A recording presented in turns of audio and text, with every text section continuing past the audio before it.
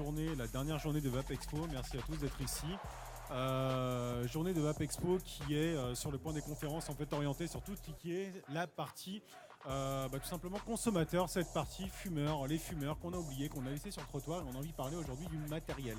Bon, alors pour parler du matériel aujourd'hui on a Sébastien avec nous du laboratoire LFEL. Donc nous avons aussi Roberto Fernandez aujourd'hui qui a un shop en fait qui est à la VAP de Lille, donc à Nantes. Nous avons aussi Laurent Caffarel donc qui est avec nous et qui est à Sovap et qui fait partie en fait du board de Sovap, le trésorier exactement. Et avec nous, comme toujours, sans le présenter, le magnifique Jacques Lewezek, donc qui nous a fait une super présentation hier sur toute la partie nicotine. Et aujourd'hui, cette partie matérielle, elle est très importante car, comme on le disait, dédiaboliser la nicotine, c'est quelque chose de très important. Mais par contre, voilà, la vape, ça a toujours été un mariage. C'est de la nicotine, mais c'est aussi un device. Et un device, un matériel, malheureusement, ça ne peut pas balancer 70 watts sur de la nicotine parce qu'en fait, ça crame tout. Et Sébastien, j'ai envie de te poser la première question qui va te venir directement. C'est la nicotine, elle se comporte comment quand on la chauffe? Alors, la première question est très intéressante. À l'heure actuelle, il n'y a pas d'études qui montrent que la nicotine se dégrade ou quoi que ce soit. Elle est vaporisée a priori, elle est vaporisée a priori homogènement avec le liquide. Donc, c'est-à-dire que tu vaporises 1 ml avec une concentration de 8 mg par millilitre de nicotine, tu vas retrouver la même concentration dans les émissions. Donc ça, c'est une première chose. Pardon, oui, c'est la première fois. Et du coup, après, voilà, il n'y a pas d'études qui montrent que la nicotine se dégrade. Donc, il n'y a pas à l'heure actuelle d'études comme le PG, VG peuvent se dégrader. Il n'y a pas la même chose pour la nicotine. Mais après, au niveau matériel, c'est quoi les principes? Aujourd'hui, on a des analyses, en fait, on est obligé de faire des émissions, la phase liquide, etc. Quelles sont aujourd'hui vos inspirations de protocole, en fait? Est-ce que vous vaporisez sur du 70 watts lorsque vous faites des analyses ou est-ce que vous êtes sur des choses qui sont assez classiques, pour être très clair? Non, en fait, c'est une très bonne question. Actuellement, dans les comités de normalisation, il y a beaucoup de discussions qui ont lieu sur la définition d'un protocole de génération d'émissions. Et pour ça, il faut d'abord comprendre comment vape le vapoteur et donc définir quel comportement il a, quel profil d'inspiration il va avoir, quel débit il va inspirer, quelle quantité de vapeur il va inhaler. Et ça, c'est tout un tas de paramètres qu'il faut étudier. Et donc pour ça, au LFEL, nous avons monté des outils qui permettent à l'heure actuelle d'enregistrer le comportement du vapoteur et du coup qui nous permet à nous de pouvoir ressortir des groupes d'individus qui ont des comportements caractéristiques. Typiquement, on a mesuré le comportement des gens en boutique, plutôt des gens primo-excédents. Et donc là, on fait la même expérience sur un salon. On retrouve plutôt des gens qui ont un comportement expérimenté. Et on différencie qualitativement deux groupes de gens. Les gens qui vapent avec leur bouche et les gens qui vapent avec leurs poumons. Ici, on a beaucoup de gens qui vapent avec leurs poumons, mais en boutique, il y a beaucoup de gens qui vapent avec leur bouche. Et c'est une des premières choses que l'on fait au LFL. Et après, on est capable, nous, d'injecter tout ça dans les comités de normalisation, de dire un vapoteur un peu lambda, il a ce type de profil, et la génération d'émissions doit plutôt se faire avec quelque chose qui est réaliste, et donc plutôt avec ce type de profil, ou ce type de profil. Alors merci Sébastien. D'ailleurs, on va parler un petit peu d'expérience sur le terrain. Jacques, tu fais des formations, il me semble, justement sur quel taux de nicotine apporter, comment se comporte un fumeur, quel est le type de matériel à proposer. Est-ce que tu peux nous en parler un petit peu plus en fait vis-à-vis de ce matériel, s'il te plaît? Alors oui, je fais des formations, mais je fais aussi surtout des consultations en boutique. C'est-à-dire que je travaille en boutique des journées entières et je prends en main des débutants. Et j'ai donc acquis cette expérience de terrain qui est très importante. Ce dont je me suis rendu compte de façon empirique, c'est que le matériel a énormément évolué, mais il a évolué uniquement pour les vapoteurs confirmés. Et le matériel nécessaire aux débutants, lui, a très peu évolué. On est passé de LIGO avec un T2, avec une vapeur relativement chaude, une résistance proche de la bouche, etc. On est passé sur des systèmes avec des résistances en bas du réservoir, qui sont très bien, sauf que pour les débutants, finalement, on a très peu de matériel. Sorti du GSR, du Nautilus 2, Il n'y a pas beaucoup d'atos qui sont réellement faits pour un débutant. Pourquoi? Parce qu'un débutant, il a besoin d'un tirage serré, le plus proche possible de la cigarette.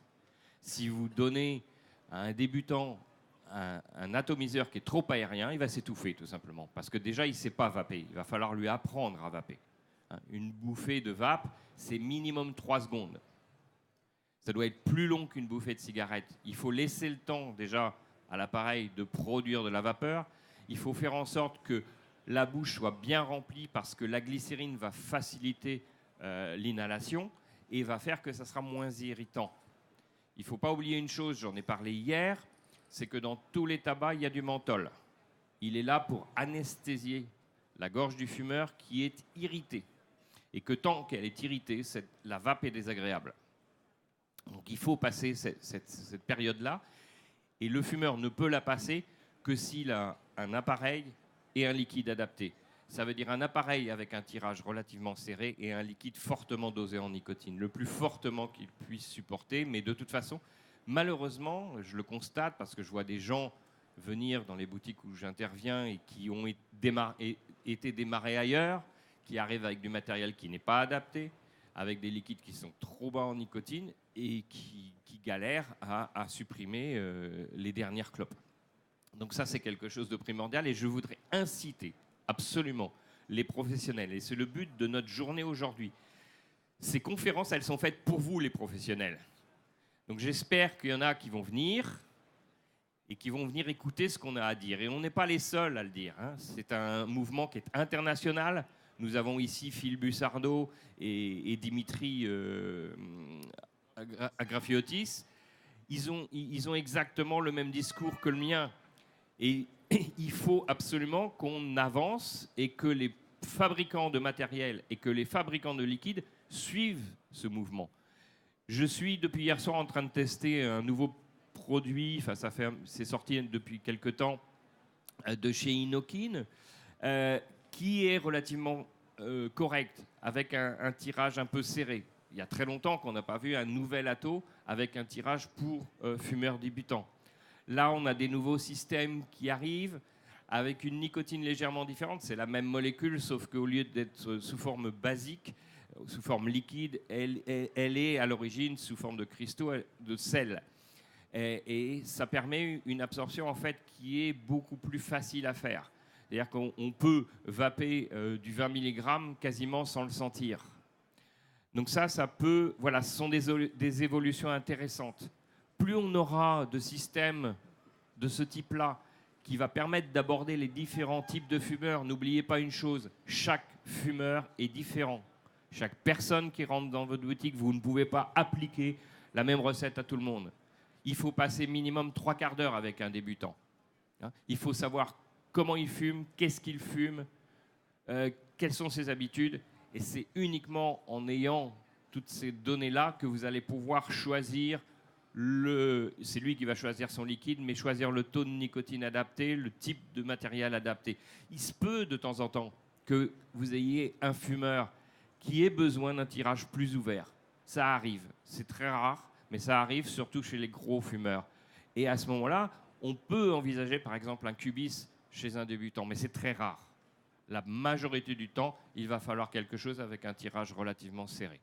Donc ça, j'encourage vraiment les professionnels, les fabricants à aller dans ce sens-là. Le développement pour les vapoteurs confirmés, il n'y a pas de souci, qu'on continue. Si on pouvait remonter un petit peu les résistances, faire en sorte que, au lieu de mettre sur le marché un matériel avec uniquement des résistances en 0,2 et 0,3, si on pouvait offrir aux vapoteurs une gamme de résistances, par exemple, et que l'atomiseur puisse marcher aussi bien avec une résistance en subohme qu'avec une résistance autour d'un ohm, voire à 1,5, ça sera encore mieux. Parce que malheureusement, on a beaucoup de mal à trouver. Il y a des atos qui marchent très bien. Il y a le Hello de Ilif, par exemple, sans faire de publicité particulière. Je trouve cet ato tout à fait correct, sauf que les résistances sont en 0,2 et 0,3. Donc, il n'y a même pas du 0,5 et je ne vous parle même pas du 1 ohm ou 1,5. Donc là, les professionnels, les fabricants et les distributeurs qui font finalement la sélection, Hein, c'est les distributeurs qui peuvent aussi influer. Et puis vous, les boutiques, faites remonter les infos.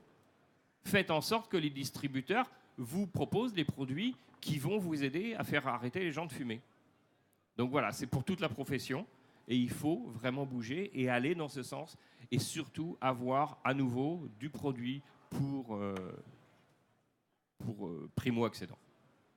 Merci Jacques. Ça me permet de rebondir justement. Alors, je vois des box un petit peu sur cette table. Et je vois aussi ce genre de produit. Roberto, toi qui es sur le terrain finalement au charbon avec les gens qui ont envie d'arrêter de fumer, qui passent ta boutique, je pense que tu as vu depuis de longues années en fait le matériel évoluer, voir des box qui balancent des watts à mort avec des gros atomes en sebaume, etc. Bon, aujourd'hui, est-ce que tu penses que ce type de matériel, à savoir des matériels qui permettent d'avoir une diffusion de nicotine avec des sels de nicotine, sont plus ou moins l'avenir de la vape, étant donné qu'il y a 10 ans, si tu te rappelles bien, ce genre de produit, en fait, c'était du Made in Big Tobacco. Tout ça, on lui chiait à la gueule. Tout ça, on lui disait, on n'en veut pas. Parce que techniquement, c'est censé être un produit tabac. Alors que techniquement, aujourd'hui, aux États-Unis, si vous prenez ce type de produit qui diffuse en fait des sels de nicotine, c'est des produits qui permettent aux gens aujourd'hui d'arrêter de fumer et surtout qui ne consomment quasiment rien en termes d'énergie, qui tiennent une journée avec des potes de 2 ml. Ok, c'était pédérédit, mais ça fonctionne. Quel est finalement cette vraie différence aujourd'hui? Est-ce que c'est des produits qu'on doit plébisciter ou est-ce qu'on doit rester sur ce type de choses? Comment on avance là-dessus? Bonjour et comment on avance là-dessus? Là-dessus, on peut avancer. J'ai fait un peu exprès de prendre des grosses box, mais après avec des valeurs de résistance différentes, réglées. Et comme disait Jacques, tout ça, c'est la découverte du client. Là, vous avez quelque chose de très serré, de Nautilus. Et ce type de produit, je pense que ça va être super intéressant pour pouvoir faire arrêter les gens de façon beaucoup plus facile. Étant donné que le sel de nicotine enlève le hit, efface le hit et permet d'apporter beaucoup plus de choses aux fumeurs, c'est-à-dire la nicotine, ce qu'on cherche. Après cette évolution, moi je la vois comme un super pied à l'étrier par la suite pour basculer peut-être, une fois que la personne est sevrée, vers ce type d'engin que nous on a parce qu'on est confirmé. Et après je dirais que aujourd'hui je vais taper sur 2 personnes. Un, les fabricants de liquide. Parce que souvent, c'est pas parce que je te regarde, je t'aime bien, mais faire monter l'info. Les fabricants de liquide qui souvent s'arrêtent à 12 mg de nicotine. Ça serait bien de nous fourguer et nous donner des 18 et des 19, 6 et des 20 mg de nicotine, on peut. C'est pas illégal, ils réussissent à le faire avec du sel de nicotine, donc pourquoi pas avec les liquides normaux. Et 2, effectivement, ce que disait Jacques, le matériel, le choix du matériel aujourd'hui est de plus en plus restreint pour les débutants. Là, dernièrement, effectivement, on voit une espèce de deuxième vie aux produits des primos. Mais on est souvent resté sur des GSRM, avec des e-sticks, avec des trucs, des Nautilus.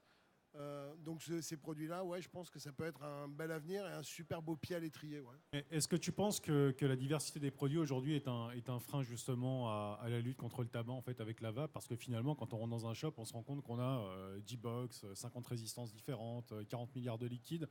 Est-ce qu'aujourd'hui, penser qu'un produit doit être pas normalisé, mais un petit peu plus accessible en fait chez tout le monde avec peut-être les mêmes consommables toujours disponibles, le même produit toujours disponible, quelque chose un petit peu de standardisé. Est-ce que c'est quelque chose sur lequel il faudrait avancer, aller un peu plus loin à ton avis? Je pense qu'il va falloir le faire de toute façon, pour une simple et bonne raison et qui revient à ce que Jacques disait. Aujourd'hui, on le voit, moi je le vois à la boutique tous les jours. Énormément de gens arrivent avec du matériel, des gens qui fument un paquet, voire 2 paquets de cigarettes, des picots, des Mélo 3 en 0,3 de résistance, 3 mg de nicotine. Et tout ça, c'est parce que nous aussi, en boutique, souvent le boulot n'est pas bien fait. Et on ne passe pas le temps nécessaire à découvrir la personne. Donc normaliser ce type de produit pour vraiment être efficace, c'est quand même notre but. Il ne faut juste pas que nous, on oublie en boutique qu'on est juste là pour aller chercher des fumeurs, quoi, et les faire sortir de là. Donc si des produits comme ça peuvent nous aider à sortir des fumeurs tous les jours et leur mettre le pied à l'étrier à la vape, bien sûr, allez-y. Allez-y et mettez-en partout, quoi. En fait, finalement, ça me permet d'avoir un petit peu cette réflexion en fait, en me disant, hier on a parlé de nicotine, aujourd'hui on parle de matériel. Après, finalement, les réglages, la nicotine qu'on utilise, on s'en fout en fait, parce qu'à la base, en fait, c'est la personne qui propose. Et ça me permet, Laurent, de te poser la question, parce que Laurent, bien que tu sois trésorier de Sovap, je sais aussi que tu fais partie de la Team VAP, l'équipe VAP sur le groupe Je ne fume plus, qui est un groupe en fait très hétérogène, qui traite un petit peu tous les sujets, qui nommait pas en fait la partie nicotine, patché, etc. Et en fait, au final, on arrive encore, comme hier, sur le conseil. Qu'est-ce que tu as envie de nous dire? Comment tu as envie de réagir vis-à-vis de ce type de matériel, vis-à-vis de ce type d'approche? Alors, de manière synthétique, la première chose qui me vient à l'esprit, c'est qu'au niveau du matériel, comme l'a dit Bob, comme l'a dit Jacques, on se retrouve aujourd'hui avec des gens qui arrivent tous les jours sur le groupe Je ne fume plus, avec du matériel style Alien 220, TFV8, TFV12, et qui va en 3-6 mg alors qu'ils étaient à 2 paquets par jour, en gros, voire 15-20 roulés. Donc là, c'est le double encore. Et malheureusement, ces gens-là viennent, ils ont la présence d'esprit de venir poser la question. Parce que ça, c'est aussi un phénomène, c'est que très très souvent, les gens finalement qui passent sur ce type de matériel sont souvent entraînés par l'entourage parce qu'ils ont des copains qui vapent, qui font des gros nuages, etc. Et ils ont essayé, ils se disent pourquoi pas si ça peut m'aider à quitter le tabac. La problématique que ça pose, c'est que ils n'ont pas envie d'en parler autour d'eux parce que, en gros, je passe pour un con, je suis un neuneu, j'y arrive pas. Et ils ont la chance de pouvoir venir sur un groupe fermé pour pouvoir dire justement ce qui se passe. Écoutez, voilà, j'ai essayé, ça fait une semaine, ça fait 8 jours et j'arrive pas à supprimer la clope du matin et ainsi de suite. Et c'est à ce moment-là que des gens, dont certains dans l'assistance, comme Kathleen, toi, d'autres, on arrive effectivement à essayer de leur faire comprendre que, ok, on peut aimer les gros nuages, ok, on peut aimer la sensation de remplissage des poumons, etc. Mais que malheureusement, si on veut vraiment se sevrer du tabac, on a besoin de la nicotine. Il viendrait à personne à l'idée de se coller un scotch sur le bras en disant avec ça, je vais arrêter de fumer. Les patchs, s'il n'y avait pas de nicotine, ça ne marcherait pas. Déjà que ce n'est pas très efficace, donc faut être clair. Donc ce qu'on conseille souvent à ces gens-là, c'est que effectivement, s'ils aiment le tirage aérien, s'ils aiment le remplissage des poumons, s'ils aiment le visuel du gros nuage et ainsi de suite, il faut 2 setups. Il faut un setup pour débuter qui va permettre effectivement de passer du 18 ou du 16 parce que malheureusement, et là je rejoins Bob et je me tourne vers on a du mal à trouver des liquides pour les débutants. Et sans déconner, je sais qu'aujourd'hui c'est la journée des pros, alors pensez-y parce que vous avez un marché de geeks qui est environ d'1,5 million et vous avez 13 millions de fumeurs qui vous attendent devant la porte. 13 millions de fumeurs. Moi je ne sais pas, si j'étais commerçant dans la vape, je pense que c'est un marché qui m'intéresserait. Le sel de nicotine, je peux en parler aussi parce que j'ai ma femme qui souffre de BPCO emphysème, problème cardiovasculaire dû à 30 ans de tabagisme, que Jacques a fait arrêter d'ailleurs grâce à la vape. Pour elle, avec une capacité pulmonaire réduite, le problème c'est que c'est une ancienne grosse fumeuse. Elle a besoin de beaucoup de nicotine, mais malheureusement ça la fait tousser. Encore aujourd'hui, ça fait 3 ans et demi qu'elle vape. Le sel de nicotine en 20 mg, en gros, c'est comme si on vapait du 6 mg à 6 watts, 8 watts. Donc, on n'a pas la contraction du larynx qu'on peut avoir effectivement avec le dosage qui est dans le pod. Et alors après, il faut que le matériel évolue au niveau des batteries et ainsi de suite. Il faut peut-être faire des choses un petit peu plus glamour, un petit peu geek. Je pense qu'il faut intéresser tout le monde. Mais c'est une piste, effectivement, qui est intéressante. C'est du matériel qui est petit, qui est léger, qu'on peut glisser dans la poche, qu'on peut avoir en soirée. C'est pas forcément très glamour non plus de se balader avec ça quand on va en soirée avec des gens qui sont non-fumeurs et qui ne vapent pas non plus. Donc je pense qu'il faut penser à tout le monde. Le matériel aujourd'hui, il a beaucoup évolué. Moi, je vape beaucoup sur Mecha, sur Dripper, donc c'est du matériel que je connais. Je pense qu'on a tous une vape différente, comme disait Jacques, et les fumeurs sont tous différents aussi. Il faut du matériel pour tout le monde, mais les plus demandeurs aujourd'hui et ceux qui n'ont pas malheureusement le matériel en magasin, c'est le fumeur qui rentre dans une boutique de vape et qui dit voilà, moi j'ai entendu parler de la vape, je voudrais arrêter de fumer. Et le problème, c'est que quand on regarde le matériel, on voit énormément de matériel pour les gens qui sont déjà très confirmés. Et on ne peut pas passer... Moi, je suis capable de vaper du 18 dans un dripper. Je peux vaper du 18, même j'ai vapé du jugement dernier d'Anakin sur dripper à 75 watts. Hier, je tousse pas. En 5 ans, je suis devenu indifférent au taux de nicotine dans mes liquides. Je vape aussi bien en 0 qu'en plus de 20.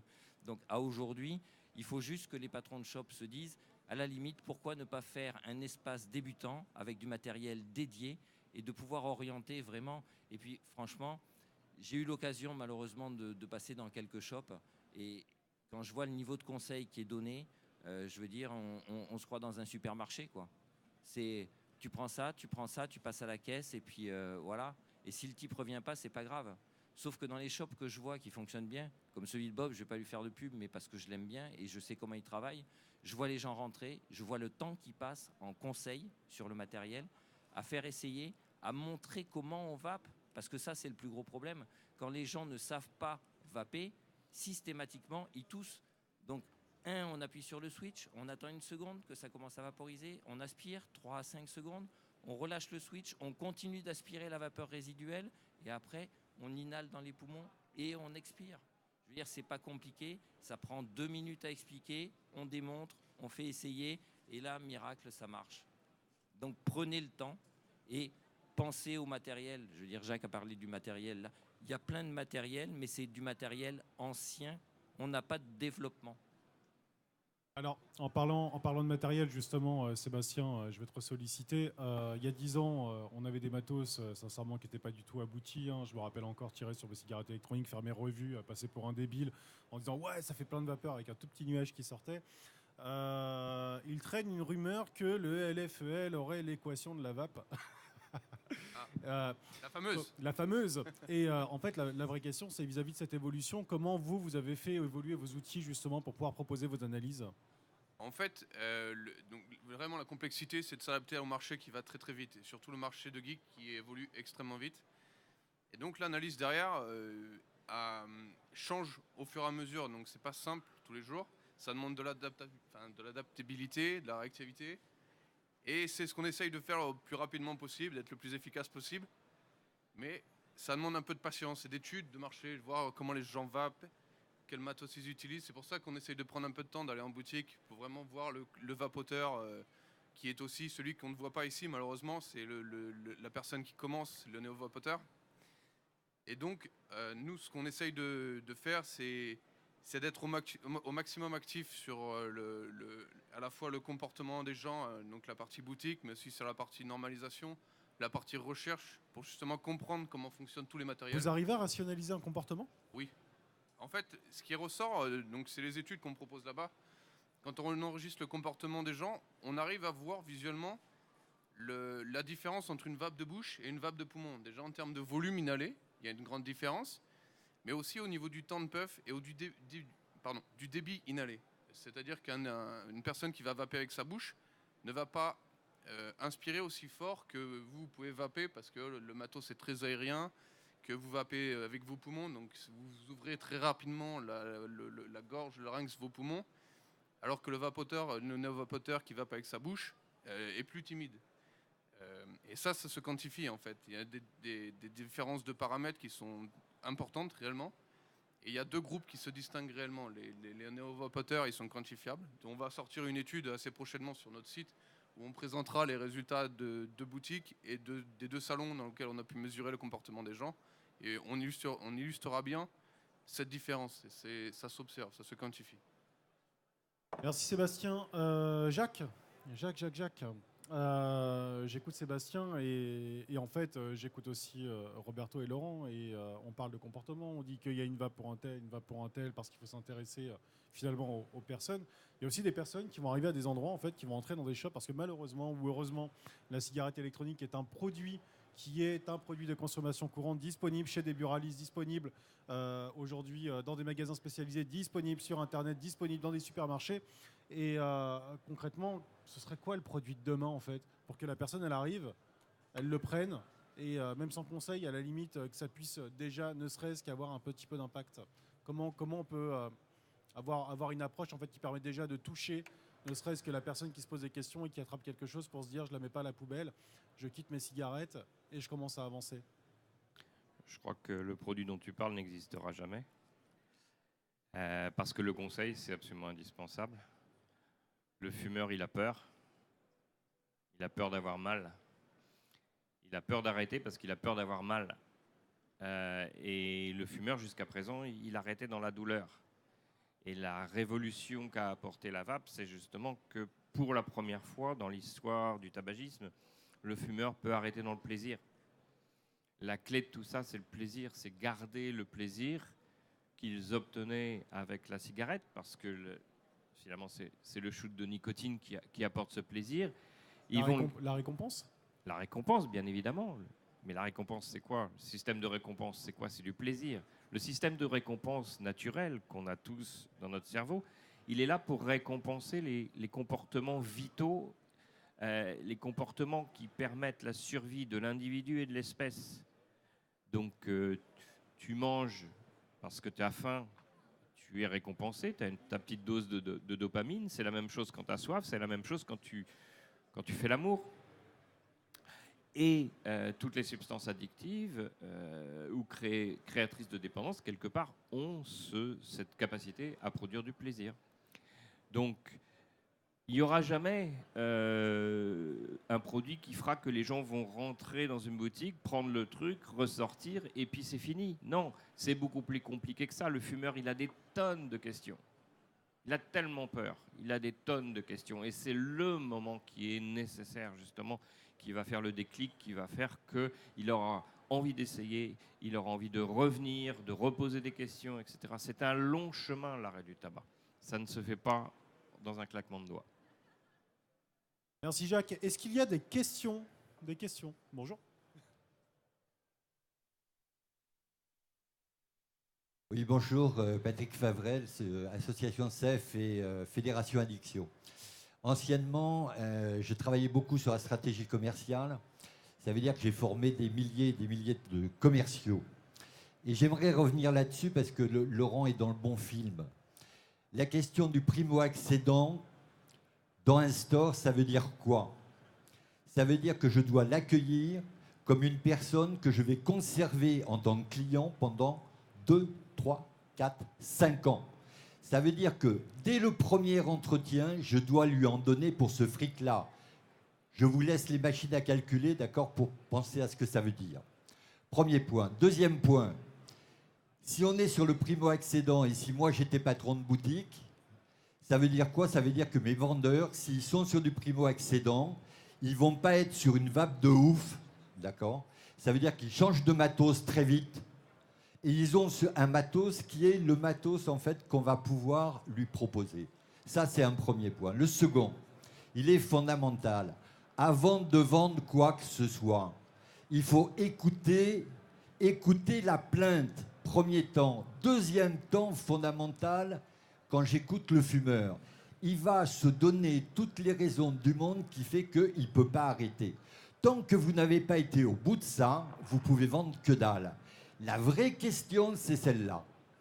Donc ça me semble important. Et franchement, Michael, ôtez-vous de l'esprit du produit magique qui marchera à tous les coups. D'accord ? La question, elle ne se pose pas de cette façon-là. Ensuite, ça veut dire aussi un autre truc, c'est qu'avec tous les GIR qu'il y a aujourd'hui, je vais prendre mon exemple, il est très simple. Quand j'étais primo-accédant, en fait, j'avais un psychiatre qui m'avait dit que bon, la cigarette, 2012, la cigarette électronique, c'était quand même un problème parce qu'il y avait un mec qui s'était fait briser toutes les dents. Je ne sais pas si tu vois le film, Addicto, le mec, psychiatre. J'ai accédé comment à la vape parce que simplement un ami, en fait, avait un matériel. Et qu'est-ce que j'ai fait ? C'est comme dans la cam, on a en fait un référent et j'ai fait comme lui. J'ai acheté le même matériel que lui. Mais vous imaginez bien que bon, quand les mecs ils sont sur du DAB ou du machin comme ça, le primo-accédant, c'est une folie. Donc, il faut arriver... Moi, j'ai vu, contrairement à ce que certains disent, il y a vraiment des gens en boutique qui bossent très bien. J'ai vu vraiment des vendeurs et des patrons de boutique reprendre, en fait, le fumeur primo-accédant en disant « Ok, ton pote, il t'a proposé ce type de matériel, mais je vais te montrer, tu vas voir, tu vas le tester. C'est pas fait pour toi pour l'instant. » C'est vraiment une démarche à construire et c'est là-dessus, en fait, que vous pouvez gagner. Mais on n'est pas que sur la vente.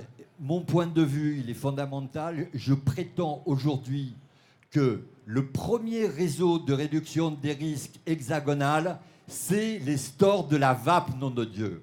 Et il faut vraiment que vous en ayez conscience. Il y a un problème, pour moi, qui est de l'ordre de l'intégrité. C'est influencer en toute intégrité. Je veux dire, c'est aussi vendre des choses. Est-ce que oui ou merde, Big Pharma ou Big Tobacco ont des états d'âme à vendre leurs produits? Non. Donc je sens ce truc-là qui est... Parfois les professionnels, au niveau de la FIVAP par exemple, vous osez pas trop, vous restez un peu au bord de la piscine parce que vous pensez que vous dépassez votre rôle. Non, du tout, vous êtes en plein dedans.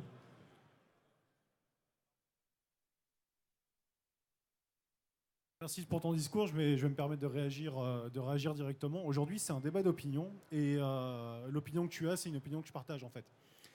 Donc, pour être bien clair. Maintenant, ce qui est important, c'est de se poser les bonnes questions. C'est pour ça que je posais les questions à Jacques, justement, qui a répondu. Il n'y a pas de recette magique sur le matériel, il n'y a pas de recette magique sur le liquide. On l'a bien vu avec Roberto. En fait, c'est aujourd'hui du conseil, de l'accompagnement. On doit faire absolument du prosélytisme sur ce type de produit. Les shops sont aujourd'hui effectivement le vecteur le plus important en fait, de communication pour faire arrêter les gens de fumer. En fait, tout ce débat qui est autour du matériel, tout ce débat qu'on a eu autour de la nicotine, c'est juste d'éveiller un petit peu les gens en leur disant arrêtez de vous concentrer sur des produits qui vont être ultra boostés, qui font du 3 mg, arrêtez de vous concentrer sur des box qui balancent du 70 watts. Oui, il y a une clientèle pour ça, mais ce n'est pas la clientèle la plus importante. Ça a bien été dit tout à l'heure, peut-être qu'il y a 1,5 million de vapoteurs qui s'éclatent avec ce genre de produit, mais il y a 13 millions de mecs derrière et de nanas en fait qui sont sur le trottoir et c'est ces gens-là dont il faut s'occuper. Donc je rejoins à 200% ton opinion. Et je voulais rajouter juste un petit truc qui va dans ton sens. Quand je disais hier, et puis je l'ai répété, voilà, un fumeur qui rentre dans une boutique, c'est minimum une demi-heure, 3/4 d'heure de prise en charge, etc. La question de l'achat du matériel, c'est le dernier point qu'on aborde. C'est la dernière chose. C'est les 5 dernières minutes. C'est pas ça le problème. Le problème, c'est d'écouter ce que la personne a à dire en face. L'écoute, tu l'as signalé, c'est très important. Roberto ? Et si je peux écouter, oui, accompagner aussi. Moi, parce que je le vis un petit peu au quotidien. Aujourd'hui, on est confronté, nous, en boutique, à des gens qui rentrent avec des Smoke 220, des TFV8. On reprend tout ça, bien sûr qu'on le reprend. Mais il ne faut pas non plus qu'on oublie, nous, que parce qu'on n'a pas écouté, parce qu'on a mal conseillé, parce qu'on a mal orienté, quand vous vendez un truc et que ça ne fonctionne pas, le mec, il le pose. Et tous ses potes qui sont fumeurs autour vous disent c'est de la merde. Et que nous, on doit réagir pas en tiroir-caisse, mais simplement à la pêche aux fumeurs. Et on est malheureusement peu. Les geeks représentent une partie méga visible. Et nous, les shops comme le mien, on passe pour des grands-pères de la vape. Le truc, il est qu'après, il faut qu'on l'assume. Moi, je l'assume d'être un vieux con qui essaye d'arrêter de fumer les gens, ouais. J'essaye, j'apporte ma pierre à l'édifice. Mais après, quand tu es obligé d'aller rechercher, c'est vachement plus difficile parce que le mec en boutique lui a dit avec du 3 t'arrêtes. Et toi, tu prends, tu lui dis non, tu vas me mettre du 18.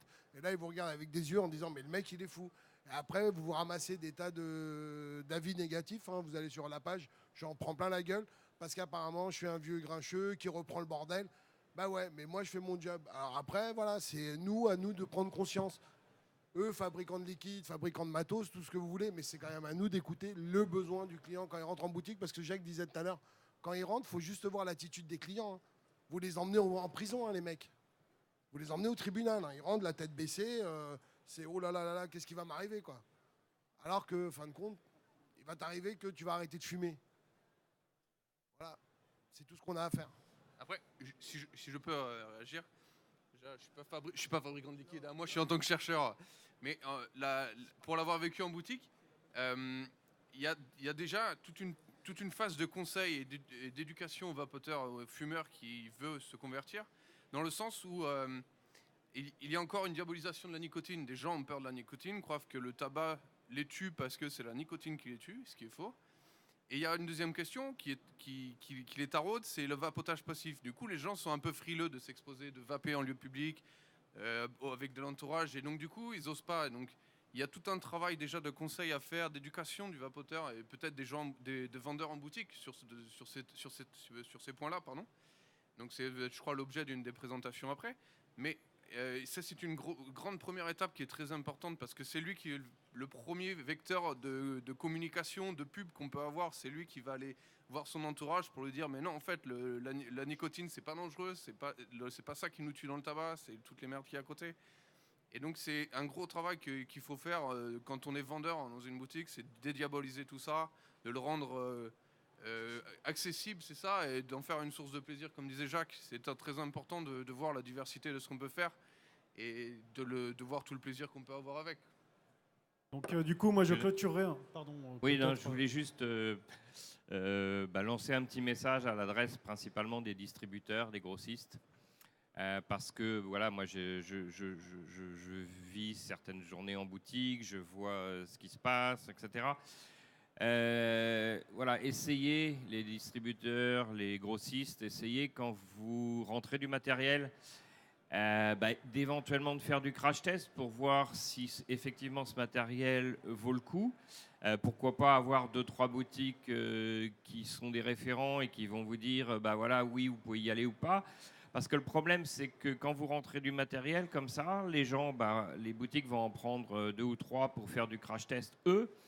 Et puis, tiens, celui-là, il est bien, je vais en commander. Ah mince, il n'y en a plus. Parce que les stocks, ils n'ont pas suivi derrière. Ou alors, il y a un nouvel atto. Ah oui, mais il n'y a pas toutes les résistances disponibles. Et c'est dommage parce que justement, moi, je voulais celle en 1.5 pour mes primo-accédants. Et puis, on rentre un nouvel atto, il faut attendre 6 mois pour avoir un Pyrex. Moi, j'ai une copine là que j'ai fait débuter sur un atomiseur. Ça fait 4 Pyrex qu'elle achète. Elle a cassé déjà 3 Pyrex. Et hier, elle m'a envoyé un texto en me disant « Bon, j'arrête de l'utiliser là tant qu'il n'y a pas des Pyrex disponibles. » Donc voilà, sur des choses comme ça, il y a vraiment du boulot à faire au niveau des professionnels, au niveau des distributeurs, des grossistes. Franchement, ça aiderait aussi les boutiques de pouvoir travailler avec du matériel, avec du suivi. En dehors de ce travail, je clôturerai là-dessus. Tu m'as un peu piqué ma clôture, mais c'est pas grave. Mais je clôturerai là-dessus. En dehors de ce côté travail, vous êtes des professionnels, vous êtes tous là. On n'est pas philanthropes. Hein. On est tous là pour faire du blé aussi. On est là pour gagner de l'argent. Et en plus, on le gagne proprement. Putain, on aide les gens à arrêter de fumer. Donc j'ai envie de dire, arrêtez, en clôturant, de vous concentrer systématiquement sur cette population de geeks. Ne l'ignorez pas parce qu'elle est importante, parce qu'elle vous permet d'avoir un chiffre d'affaires stable. Développez aujourd'hui l'arrêt du tabac au sein de vos boutiques avec la vape. Vous fidéliserez, vous augmenterez vos chiffres d'affaires et en plus vous ferez du bien à la santé publique. Donc voilà, je voulais arrêter là-dessus. Merci beaucoup Sébastien, merci beaucoup Roberto, merci beaucoup Laurent, merci beaucoup Jacques. Et on se retrouve tout à l'heure en fait à la prochaine conférence donc sur le rôle des boutiques vers une professionnalisation. Donc d'ici dans un quart d'heure, d'ici un petit quart d'heure. Et très bonne journée à tous. Et surtout n'oubliez pas les fumeurs, ne les laissez pas sur le trottoir. Merci.